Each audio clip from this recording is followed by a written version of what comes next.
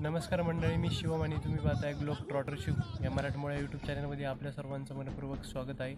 आज मी कोणताही गड किल्ला एक्सप्लोरिंग करण्यासाठी आलो नाही, तर आज आपण आलो आहे जुन्नर तालुक्याच्या पश्चिम भागामध्ये म्हणजेच आंबोली या गावामध्ये.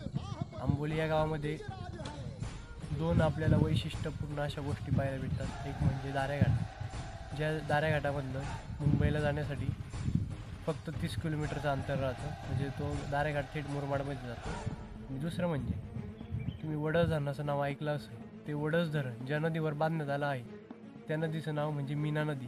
आणि याच मीना नदीचा उगम हा देखील आंबोली या गावातच झाला आहे. या आंबोली गावाला वैशिष्ट्य लाभलेलं आहे. उंचच उंच डोंगर, कडे, धबधबे याचं संपूर्ण वैशिष्ट्य याच गावात आहे. आणि याच गावात एक शंकराचं मंदिर आहे, ज्या मंदिराचं नाव मिनेश्वराचं मंदिर आहे. आणि त्याच मंदिराच्या बरोबर डाव्या साईडला एक नंदीच्या मुखातून पाण्याचा ओघ आहे आणि त्याच ओघाला मीना नदीचा उगम असं संबोधलं जातं. आणि तोच उगम आपण एक्सप्लोरिंग करणार आहे. तुमच्या सर्वांच्या भेटीसाठी आपल्या मराठीमोळ्या यूट्यूब चॅनलवर लवकरच अपूर्ण ब्लॉग पाहायला भेटेल तुम्हाला.